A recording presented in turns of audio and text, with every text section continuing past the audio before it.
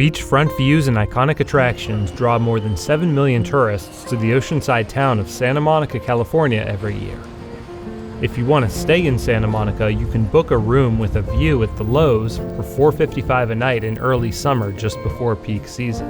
A bit further from the beach, you can lounge by the pool at the Viceroy for $3.50. Staying in Santa Monica wasn't cheap, but around 2008, something started happening in Santa Monica and other vacation towns across the country. Belong anywhere with Airbnb. Over the next several years, more than 1,600 Airbnb rentals popped up in the 8.3 square mile city of Santa Monica, with prices that easily undercut most hotels in the area. Sure, you wouldn't get room service or freshly cleaned robes, but the seaside community was suddenly more accessible to people traveling on a budget. And some Airbnb hosts were raking in some serious cash. I was doing about $400,000 in revenue in my best full-time year. Scott Chatford began renting his place on Airbnb after he was laid off and was shocked by how much money he was bringing in.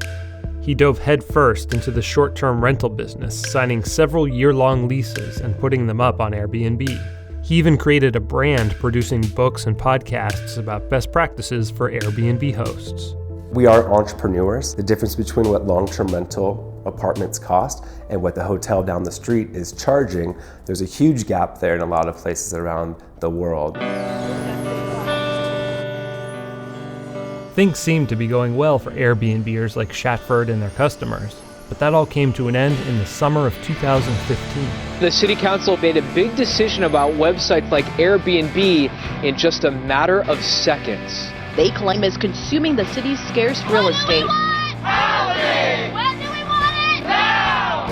Santa Monica joined an ever-expanding list of local and state governments that had decided to crack down on home sharing, passing an ordinance essentially banning short-term rentals and forming a vacation rental enforcement task force.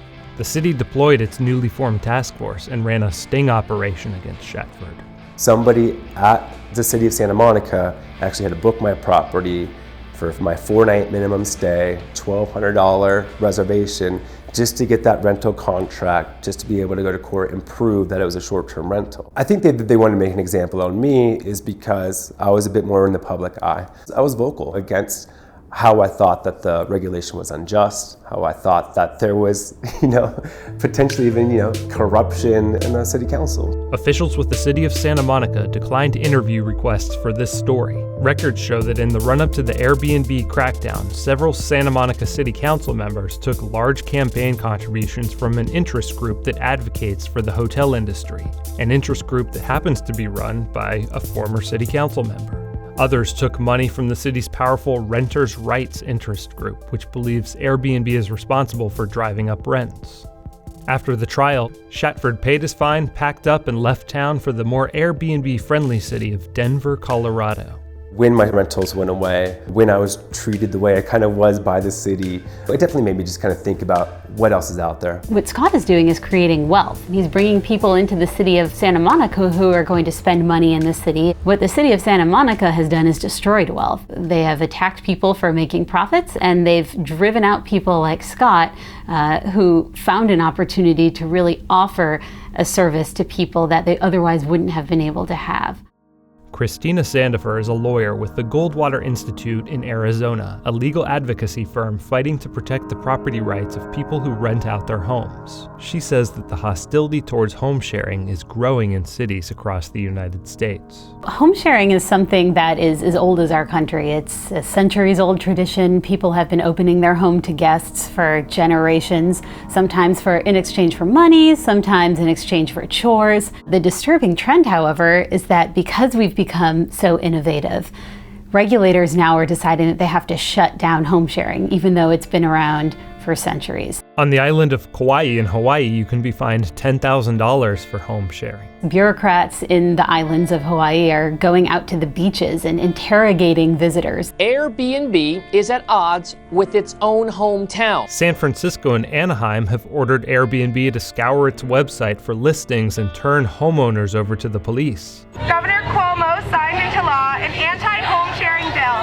that could allow everyday New Yorkers to be fined $7,500. The entire state of New York has not only outlawed home sharing, but made even advertising your home on Airbnb or similar services a crime. Probably the worst regulation that I have seen is in Chicago. A fiery hearing at City Hall today over the new popular shared housing industry. Chicago technically allows home sharing, but only under the condition that you be willing to share any information about any guest who books your home at any time for any reason without a warrant. So whenever a Chicago official decides that he wants to come over my home, whether it be in the middle of the night or on a weekend, he can come in. He doesn't have to have a search warrant. He doesn't have to tell me what he's looking for, and he can do this every day of the week if he wants to. That is the most blatant privacy violation that I have ever heard of. Back in Santa Monica, business is still booming for the big hotels, but by the city's own admission, the new regulations have outlawed more than 80% of Airbnb rentals. Just a couple miles south, though, budget travelers can still book an Airbnb in the beach town of Venice, at least for now. Live in Venice, where some residents say their communities are being destroyed. The American Hotel and Lodging Association commissioned the study and released the findings at a press conference today.